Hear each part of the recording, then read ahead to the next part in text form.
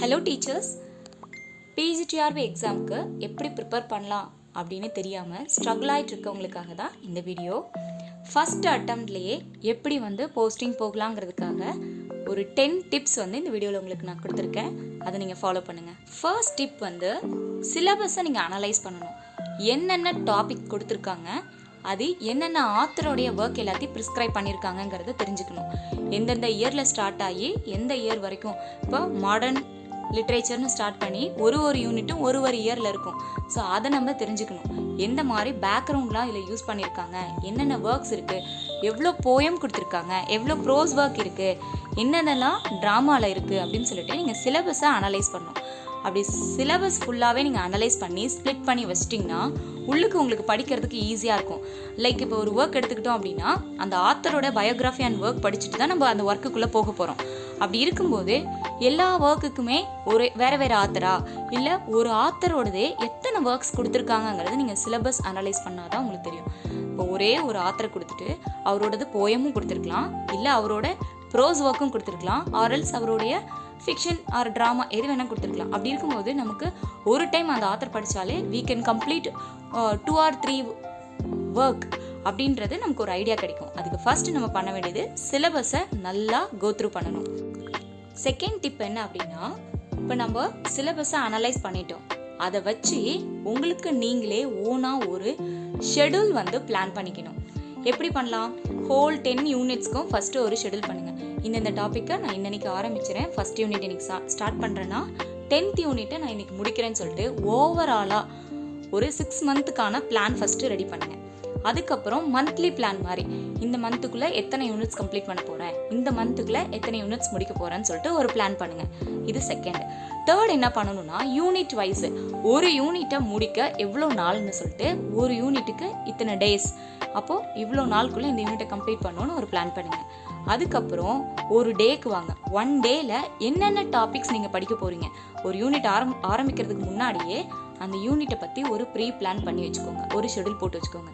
இன்றைக்கி இந்த unit start பண்ணுறேன், லாஸ்ட்டாக இந்த டேட்டில் இந்த யூனிட்டை நான் கம்ப்ளீட் பண்ண போகிறேன், அதுக்கப்புறம் ரிவிஷன் பண்ணிவிட்டு நான் டெஸ்ட் எழுத போகிறேன் அப்படின்னு சொல்லிட்டு ஒரு யூனிட் பிகின் பண்ணும்போதே நீங்கள் ஒரு ப்ரீ பிளான் பண்ணணும். அதுபடி தான் நீங்கள் அந்த யூனிட்டையே கோத்ரூ பண்ணணும். இன்னொன்று என்ன பண்ணணும்னா, ஒரு டேக்கு எத்தனை ஹார்ஸ் படிக்க போகிறீங்க, ஒர்க்கிங்க்கு, ஸ்லீப்பிங்க்கு, இல்லை ஹவுஸ் ஹோல்டு ஒர்க் பண்ணுறதுக்கு அப்படின்னு சொல்லிட்டு உங்களோட 24 ஹார்ஸை ஃபுல்லாகவே நீங்கள் ஸ்ப்ளிட் பண்ணி ஸ்டடீஸ்க்காக எவ்வளோ ஹார்ஸ் நீங்கள் ஸ்பெண்ட் பண்ண போகிறீங்கிறத நோட் டவுன் பண்ணுங்கள். அந்த ஹார்ஸில் படிக்க மட்டும் தான் செய்ய போகிறோம் அப்படின்னு சொல்லிட்டு கன்சிஸ்டன்சியாக இந்த பிளானை நீங்கள் ஃபாலோ பண்ணிகிட்டே வந்தீங்கன்னா கண்டிப்பாக என்ன பண்ண முடியும், உங்களால் பிஜிடிஆர்பியை கிராக் பண்ண முடியும். தேர்ட் டிப் என்ன அப்படின்னு பார்த்தீங்கன்னா, இப்போ யூனிட் 10 யூனிட்ஸ் இருக்குது. ஃபார் எக்ஸாம்பிள் பிஜிடிஆர்பி இங்கிலீஷ்னு எடுத்துக்கும் போது அதில் ஒரு 10 யூனிட்ஸ் இருக்குது. அதில் 1 to 7 யூனிட்ஸ் எப்படி இருக்கும், 8, 9, 10 எப்படி இருக்குங்கிறத நம்ம ஃபஸ்ட்டு ஒரு ப்ரீயாகவே ஒரு அனலைஸ் பண்ணி எடுத்துக்கணும். இப்போ 1 to 7 யூனிட்ஸில் ப்ரோஸ் இருக்கும், போயம் இருக்கும், ஃபிக்ஷன் இருக்கும், ட்ராமா இருக்கும், நாவல்ஸ், இந்த மாதிரி நிறைய இருக்கும். இது கொஞ்சம் ஈஸியாக இருக்கும், ஏன்னா நிறைய கதை, போம் இதெல்லாம் படிக்கும்போது நமக்கு அவ்வளோ பெருசாக போர் ஒன்றும் இருக்காது. ஆனால் 8, 9, 10 பார்த்தீங்க அப்படின்னா ஒரு தியரி பேப்பர், அந்த இடத்துல கொஞ்சம் ஒரு லேக் ஆகும். ஸோ அதுக்கு தகுந்த மாதிரி உங்களுடைய ஷெடியூலை நீங்கள் பிளான் பண்ணிக்கணும். இப்போ ஃபர்ஸ்ட்டு 7 யூனிட்ஸை ஒட்டுக்கா படிக்கலாமா, இல்லை ஒரு யூனிட் இதுவும் ஒரு தியரி பேப்பர், ஒரு நார்மல் யூனிட் ஒரு தியரி பேப்பர் அப்படி படிக்கலாமா, இல்லை எடுத்த உடனே நான் தியரி பேப்பர் 3 முடிச்சுட்டு அப்புறமா நான் ஃபஸ்ட்டு 7 யூனிட்ஸ்குள்ளே நான் போகிறேன் அப்படின்னு சொல்லிட்டு உங்களுக்கு கன்வீனியன்ட்டான மாதிரி நீங்கள் உங்களுக்கு ஒரு ஷெடியூல் பிளான் பண்ணிக்கணும். என்ன பார்த்தீங்கன்னா, இப்போ ஃபஸ்ட்டு 7 யூனிட்டுக்கு சேம் ஸ்ட்ராட்டஜி, சேம் அந்த மெத்தடாலஜி யூஸ் பண்ணிக்கலாம். ஒரு போயம் படிக்கிறோம், அடுத்து ஒரு ட்ராமா, இல்லை ப்ரோஸ் படிக்கிறோம், ஒரு ட்ராமா படிக்கிறேன், இந்த மாதிரி நான் மாற்றி போட்டுக்குவேன். ஏன் அப்படின்னா, இப்போ ஒரு போயம் பண்ணுறோம் அப்படின்னா ஃபுல்லாக போயம் படிச்சுட்டு ப்ரோஸ் போகும்போது ப்ரோஸில் இருக்க எல்லா டாப்பிக்கும் ஒரு மாதிரி ஹார்டாக இருக்கும். அடுத்து ப்ரோஸ் முடிச்சுட்டு ஃபுல்லாக ட்ராமா வரும்போது ஒரு ட்ராமாவிலையும் நிறைய கேரக்டர்ஸ் இருப்பாங்க, அது எல்லாத்தையும் ஞாபகம் வச்சுக்கிறது, எந்த கேரக்டர் எந்த கதையில் வராங்க, அவங்களோட ரோல் என்னங்கிறது கொஞ்சம் கன்ஃபியூஸ் ஆகும். அப்போ ஒட்டுக்கா சேர்த்து எல்லா ட்ராமாவையும் படிக்காமல் ஒரு போயம் படிச்சிங்கன்னா ஒரு ஹார்டான ஒரு ப்ரோஸ் படிங்க, இல்லை ஒரு ப்ரோஸ் படிச்சிங்கன்னா அதுக்கு அடுத்த டாப்பிக்காக நீங்கள் ஒரு ட்ராமா வச்சுக்கோங்க. இந்த மாதிரி கொஞ்சம் மிஸ்மேட்ச் பண்ணிக்கோங்க. அப்போது உங்களோட ஸ்டடி எப்படி இருக்குன்னா, போர் அடிக்காமல் ஒரு மாதிரி என்ஹான்ஸ்டாகவே நீங்கள் இருப்பீங்க. உங்களோட லேர்னிங் ப்ராசஸை இன்னும் கொஞ்சம் டெவலப் பண்ணிகிட்டே இருக்கலாம். அந்த மாதிரி நீங்கள் பிளான் பண்ணிக்கோங்க. இது உங்களோட தேர்ட் பிளான். ஃபோர்த் டிப் என்ன அப்படின்னு பார்த்தீங்கன்னா, இப்போ நான் போயம் எடுத்துக்கிறேன் அப்படின்னா போயமை கம்பல்சரி ஒரிஜினல் டெக்ஸ்ட் வச்சு படிங்க. வேறு வழியே இல்லை, கம்பல்சரி ஒரிஜினல் டெக்ஸ்ட்டை ஃபாலோ பண்ணுங்கள். சில போயமுக்கு முடியாது, இப்போ பாரடைஸ் லாஸ்ட்டு இல்லை ஃபேரி குயின் இதெல்லாம் ரொம்ப பெருசாக இருக்கும். அந்த மாதிரி ஒர்க்குக்கு முடியாது அப்படிங்கிற பட்சத்தில் ஒரு டீட்டெயில் சம்மரி படிச்சுக்கோங்க. மற்றபடி ரிமைனிங் எல்லா போயமுக்குமே நீங்கள் என்ன பண்ணணும் அப்படின்னா டீட்டெயில், நான் டீட்டெயில் இது எதுவுமே பாதர் பண்ணாதீங்க. அதில் அப்படிலாம் எதுவுமே இல்லை. எல்லாத்துலேயுமே உங்களுக்கு கொஷின்ஸ் கேட்பாங்க. டீட்டெயில் அண்ட் நான் டீட்டெயில் ரெண்டில் இருக்கக்கூடிய எந்த போயமாக இருந்தாலுமே ஒரிஜினல் டெக்ஸ்ட்டை படிங்க. முடிஞ்சிச்சுன்னா பிரிண்ட் அவுட் போட்டு வச்சுக்கோங்க. நமக்கு பொயட்ரி ஃபவுண்டேஷனில் நிறைய போயம் வந்து அவைலபிளாக இருக்குது. ஸோ அதை நீங்கள் என்ன பண்ணலாம், டவுன்லோட் பண்ணி பிரிண்ட் அவுட் போட்டுக்கோங்க. இல்லை அப்படின்னா PGTRB இங்கிலீஷ் அப்படின்னு சொல்லிட்டு ஆல் யூனிட்ஸோடைய பொயட்ரி லைன்ஸை மட்டும் எடுத்து ஒருத்தவங்க ஒரு புக்காகவே பப்ளிஷ் பண்ணியிருப்பாங்க. நீங்கள் போய் பார்த்தீங்கன்னா அமேசானில் அவைலபிளாக இருக்கும். அதை கூட நீங்கள் வாங்கிக்கலாம். அரௌண்ட் 500 600 அந்த book full and full original poem எல்லாமே கொடுத்துருப்பாங்க. உங்களுக்கு அது கன்வீனியண்ட்டாக இருந்துச்சுன்னா அது வாங்கிக்கோங்க. இல்லைனா உங்களுக்கு வேணுங்கிற போயம் மட்டும் நீங்கள் பிரிண்ட் அவுட் எடுத்து கையில் வச்சுக்கலாம். ஓகேவா? போயம் ஃபுல்லாகவே இந்த ஃபார்மெட் யூஸ் பண்ணுங்கள். தென் ப்ரோஸுக்குமே மோரார்லெஸ் எல்லாமே என்ன நீங்கள் எடுத்துக்கலாம் அப்படின்னா ஒரிஜினல் டெக்ஸ்ட்டை கோத்ரூ பண்ணுங்கள். சில ஒர்க்குக்கு இப்போது பேக்கனுடைய எஸ்ஸேஸ் என்ன பண்ணலாம் அப்படின்னா ஒரு பேஜ் தான் இருக்கும். ஈஸியாகவே நீங்கள் அந்த ஒரிஜினல் டெக்ஸ்ட்டை முடிச்சிடலாம். ஆனால் இதே apology for poetry, Walton, American scholar இதெல்லாம் எடுத்துக்கிட்டோம்னா ரொம்ப பெருசாக இருக்கும், ரொம்ப வேகாக இருக்கும். ப்ரோஸ்னாலே கொஞ்சம் வேகாக தான் இருக்கும். அதில் இந்த மாதிரியான ப்ரோஸை எப்படி ஒரிஜினல் டெக்ஸ்ட் படிக்க முடியும்? கண்டிப்பாக முடியாது. அந்த இதுக்கெல்லாம் நல்ல ஒரு டீட்டெயில் சம்மரி பார்த்துக்கோங்க.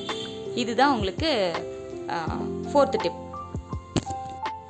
ஃபிஃப்த்து டிப் என்ன பண்ணுறோம் அப்படின்னா, இப்போ ஃபிக்ஷன், ட்ராமா, நாவல் இது எல்லாமே இருக்குது. உங்களுக்கு டைம் இருக்குது, எனக்கு புக் ரீட் பண்ண ரொம்ப பிடிக்கும் அப்படின்னா you go with a original text. ஓகேவா? மேக்பெத்து, டெம்பஸ்ட்டு எல்லாமே எடுத்து ஒரிஜினல் டெக்ஸ்ட்டே படிங்க. எனக்கு அந்தளவுக்கு டைம் இல்லை, பட் ஆனால் நான் போர்ஷனை கவர் பண்ணோம் அப்படின்ற ஒரு பிளானில் இருந்தீங்கன்னா நல்ல ஒரு டீட்டெயில்டு சம்மரி எடுத்து படிங்க. எதுக்கு? ஃபிக்ஷன், ட்ராமா, நாவல் எதுவாக இருந்தாலும் டீட்டெயில்டு சம்மரி.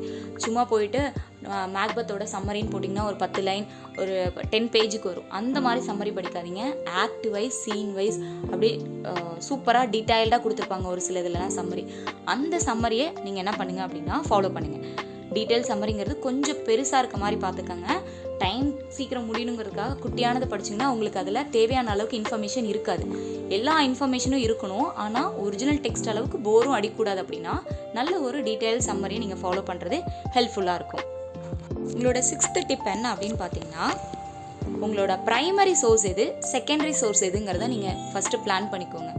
கம்பல்சரி உங்களோட ப்ரைமரி சோர்ஸாக நீங்கள் வச்சுக்க வேண்டியது உங்களோட ஒரிஜினல் டெக்ஸ்ட்டு. எல்லாத்துக்கும் ஒரிஜினல் டெக்ஸ்ட் அவைலபிள். போயமுக்கு, ப்ரோஸ்க்கெல்லாம் இருக்குது, ட்ராமா இதுக்குமே இருக்குது. ஆனால் எல்லாத்தையும் டவுன்லோட் பண்ணி வாங்கி வைக்க முடியாது. ஸோ அப்பப்போ டவுன்லோட் பண்ணி நீங்கள் என்ன பண்ணிக்கலாம், அப்படியே கூட நெட்லேயே நீங்கள் அப்படியே ஓப்பன் பண்ணி பிடிஎஃபாக ஓப்பன் பண்ணி கூட பாருங்கள். தேவையான விஷயத்த மட்டும் பாயிண்ட்ஸாக எடுத்து ஒரு நோட்டு போட்டு நோட் டவுன் பண்ணி வைங்க. அப்போ ஒரிஜினல் டெக்ஸ்ட் நீங்கள் படிச்சிட்டிங்க, அந்த ஒரிஜினல் டெக்ஸ்ட்லேருந்து பாயிண்ட்ஸ் எல்லாம் எடுத்து நீங்கள் எழுதிட்டீங்க. அதனால் ப்ரைமரி சோர்ஸாக நீங்கள் ஒரிஜினல் டெக்ஸ்ட்டை நீங்கள் வச்சுக்கோங்க. இப்போ செகண்டரி சோர்ஸ் அப்படின்றது வந்து உங்கள் கையில் இருக்கக்கூடிய மெட்டீரியல். நீங்கள் ஏதாவது ஒரு இன்ஸ்டியூட் போயோ ஏதாவது ஒரு கோச்சிங் சென்டர் போயோ படிக்கும்போது உங்களுக்குன்னு ஒரு மெட்டீரியல் ப்ரொவைட் பண்ணியிருப்பாங்க. அதில் ஒரு சம்மரி மாதிரி எல்லா விஷயமும் இருக்குமே தவிர ஒரிஜினல் டெக்ஸ்ட்டில் இருக்க எல்லாமே இருக்குமானா கண்டிப்பாக இருக்காது. ஸோ தட் அதை ஒரு செகண்டரி சோர்ஸாக யூஸ் பண்ணிக்கோங்க. இப்போ செகண்டரி சோர்ஸ் இன் சென்ஸ் மெட்டீரியலாக இருக்கலாம், ஆர்எல்ஸ் நீங்கள் உங்களோட ஹேண்ட் ரிட்டனில் எடுத்த நோட்ஸாக இருக்கலாம். இது எல்லாத்தையும் செகண்டரி சோர்ஸாக வச்சுக்கோங்க. எந்த ஒரு ஒர்க் நீங்கள் படிக்க போனாலும் உங்கள் கையில் இருக்கக்கூடிய மெட்டீரியலை ஃபஸ்ட்டு ரீட் அவுட் பண்ணி அந்த ஒர்க்கில் என்ன சொல்லியிருக்காங்கிறத ஒரு கான்செப்டை புரிஞ்சுக்கோங்க. இப்போது டீட்டெயில் ஸ்டடி படிக்கிறதுக்காக ஒரிஜினல் டெக்ஸ்ட்குள்ளே போய் உங்கள் கையில் இருக்கக்கூடிய மெட்டீரியலில் இல்லாத பாயிண்ட் ஒரிஜினல் டெக்ஸ்ட்டில் நீங்கள் என்னென்ன பார்க்குறீங்களோ அதெல்லாம் எடுத்து ஒரு நோட்ஸாக எழுதிக்கிட்டே வாங்க. இது அந்த ஒர்க்கை வந்து ஃபுல்லாக படித்த மாதிரி ஒரு சாட்டிஸ்ஃபேக்ஷன் கிடைக்கும். அடுத்த டிப் என்ன அப்படின்னு பார்த்தீங்கன்னா, நிறைய பேர் பண்ணுற ஒரு பிக்கஸ்ட் மிஸ்டேக் வந்து ஆஃப்டர் கால்ஃபர் வந்ததுக்கு அப்புறமேட்டுக்கு ப்ரிப்பேர் பண்ண ஸ்டார்ட் பண்ணுவாங்க. அந்த மாதிரி பண்ணோம் அப்படின்னா போஸ்டிங் வாங்குறது கொஞ்சம் கஷ்டம்தான். 1 or 2 பர்சன்ஸ்க்கு லக்கிலி அது கிடைச்சிரும், பட் நாட் ஃபார் ஆல். எல்லாருக்குமே அது முடியுமானா இல்லை. At least 6 months we have to sit and study. ஒரு 6 மாதமாவது எஃபோர்ட் போட்டு வித் கன்சிஸ்டன்சியோடு படித்தோம்னா தான் நம்மளால் ஃபஸ்ட் அட்டம்ப்ட்லேயே போஸ்டிங்கை வாங்க முடியும். அதுக்கு ஒரு 6 மாதம் என்ன பிளான் போட்டு நீங்கள் படிக்கிறீங்களோ அந்த பிளான் படி டெய்லியும் இத்தனை ஹவர்ஸ் ஸ்டடீஸ்னால் அந்த 6 monthமே அதே ஒரு ஸ்பிரிட்டோடு படிக்கணும். நாளைக்கு எக்ஸாம்னா இன்றைக்கி ஈவினிங் எப்படி படிப்போம்? அந்த ஸ்பிரிட்டு தான் நீங்கள் படிக்க ஆரம்பிக்கக்கூடிய ஃபஸ்ட்டு டேலேருந்து அந்த எக்ஸாமுக்கு முன்னாடி டே வரைக்குமே அந்த ஸ்பிரிட் உங்களுக்கு கண்டினியூ ஆகணும். அப்போ கண்டிப்பாக போஸ்டிங் வாங்க முடியும். 8th டிப் என்ன அப்படின்னா, practice previous year questions. So இது வரைக்கும் நடந்த அந்த 10 இயர்ஸோடைய எல்லா கொஷின்ஸையும் எடுத்து வச்சு நீங்கள் நிறைய ப்ராக்டிஸ் பண்ணி டெஸ்ட் எழுதி பாருங்கள். பிகாஸ் நமக்கு ஒரு கொஷின்ஸ் கேட்குறான்னா அது அந்த ப்ரீவியஸ் இயர் கொஷின்லேருந்தே நமக்கு ஒரு 10 to 15 கொஷின்ஸ் வருது. அப்படியே வர கொஷினும் இருக்குது. ஓப்பனாக அதே கேள்வி அப்படியே கேட்குறதும் இருக்குது. சில இடத்துல சின்ன சின்ன மாடிஃபிகேஷன் பண்ணி ஆனால் அதே கொஷின் தான் வேறு மாதிரி கேட்பாங்க. லைக் ஒரு இயரில் வந்து கத்தாசிஸ் வந்து யார் இன்ட்ரடியூஸ் பண்ணாங்கன்னு கேட்குறாங்க. இன்னொரு இயரில் அதே கொஷினை கத்தாசிஸ் விச் மீன்ஸ் வாட் அப்படின்னு கேட்குறாங்க. ஸோ ஒரே மாடல் ஒரே தான், ஆனால் சின்ன சேஞ்சஸ் அதில் கொடுத்துருக்கான். இப்போ அந்த மாதிரி ப்ரீவியஸ் இயர் கொஷின் படிக்கும்போதே சில கொஷின்ஸ் நம்ம கிராக் பண்ண முடியும். அதனால் ப்ரீவியஸ் இயர் கொஷினை கம்பல்சரி ப்ராக்டிஸ் பண்ணுங்கள். 9th டிப் என்னன்னு பார்த்தீங்கன்னா, செல்ஃப் நோட்ஸ் எடுக்கிறது.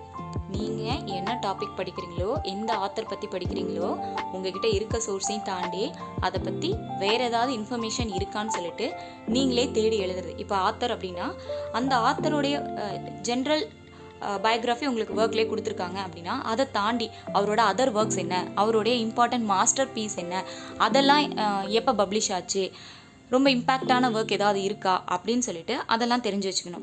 இல்லை ஒர்க்குள்ளே போகிறோமா, இப்போ ஒரு போயமே நான் படிக்கிறேன் அப்படின்னா அந்த போயம் எப்போ பப்ளிஷ் ஆச்சு, இல்லை எந்த ஒரு ஜேர்னலில் பப்ளிஷ் பண்ணாங்க, எந்த இயர் வந்து பப்ளிஷ் பண்ணாங்க, வேறு யாராவது ஒருத்தர் இதை வந்து கம்பைல் பண்ணி பப்ளிஷ் பண்ணாரா, இல்லை இதுக்கு வேறு ஏதாவது ஒரு நேம் இருக்கா, இந்த ஒர்க்கை வேறு ஏதாவது ஒர்க்லேருந்து சோர்ஸ் எடுத்தாங்களா, இல்லை இந்த ஒர்க்கை பார்த்து இன்னொரு ஒர்க் எழுதுனாங்களா, யார் யாரெல்லாம் இந்த ஒர்க்கை கிரிட்டிசைஸ் பண்ணியிருக்கா அப்படின்னு சொல்லிட்டு இந்த மாதிரி ஜென்ரல் இன்ஃபர்மேஷனை நீங்கள் உங்களோட செல்ஃப் நோட்ஸ் எடுத்து வைக்கிறது உங்களுக்கு ரொம்ப ஹெல்ப் பண்ணும். 10th டிப் என்ன அப்படின்னா, ரொம்ப ரொம்ப ஈஸின்னு சொல்லலாம், இருக்கையிலே இதுதான் ரொம்ப கஷ்டமான டிப் அப்படின்னு சொல்லலாம். ஏன்னா இது வரைக்கும் சொன்ன இந்த 9 டிப்பையும் நீங்கள் ஃபாலோ பண்ணணும். ஸோ எல்லாத்தையும் கேட்டுட்டு ஜஸ்ட்டு அப்படியே ஸ்க்ரோல் பண்ணிட்டு போகாமல் இது எல்லாத்தையும் இன்றைக்கே உட்காந்து நீங்கள் பிளான் பண்ணி நீங்கள் எப்படி PGTRBயில் கிராக் பண்ணி ஒரு பிஜி அசிஸ்டண்ட் ஆகலாம் அப்படிங்கிறதுக்கு நீங்கள் ஃபாலோ பண்ண வேண்டிய ஒரு முக்கியமான விஷயந்தான் இந்த 10th டிப்பு. ஸோ இப்போ நான் சொன்ன 9ஐயும் நீங்கள் ஃபாலோ பண்ணுறது தான் இந்த 10வது டிப். நம்ம ட்ரைன் யுவர் பிரைன்லையுமே டெஸ்ட் பேட்ச் வந்து கண்டக்ட் பண்ணிகிட்ருக்கோம். பேட்ச் 1 பேட்ச் 2ன்னு சொல்லிட்டு 2 பேட்ச் போயிட்டுருக்கு. இதில் பேட்ச் 2 வந்து இப்போ தான் June 15th ஸ்டார்ட் பண்ணி ஆல்மோஸ்ட் 1 யூனிட் முடிஞ்சிருச்சு. இப்போ அடுத்த யூனிட் வந்து மூவ் ஆன் ஆகிருக்கும். உங்களுக்கு வில்லிங் இருந்துச்சுன்னா இந்த நம்பருக்கு காண்டாக்ட் பண்ணி டீட்டெயில் கேட்டுக்கோங்க.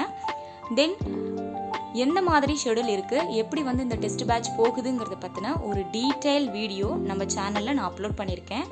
அந்த வீடியோவுடைய லிங்க்குமே இந்த டிஸ்கிரிப்ஷனில் கொடுத்துருக்கேன். நீங்கள் அதையுமே போய் பாருங்கள். வில்லிங் இருந்துச்சு அப்படின்னா டெஸ்ட் பேட்சில் ஜாயின் பண்ணி பெனிஃபிட் ஆகிக்கோங்க. இந்த 6 month தான் உங்களோட லைஃப்பில் ஒரு டேர்னிங் பாயிண்ட்டாகவே இருக்க போகுது. ஸோ கன்சிஸ்டன்சியோட நல்ல எஃபர்ட் போட்டு ஹார்ட் ஒர்க்கோட படிங்க. கண்டிப்பாக you will become a PG assistant. All the best for your better future.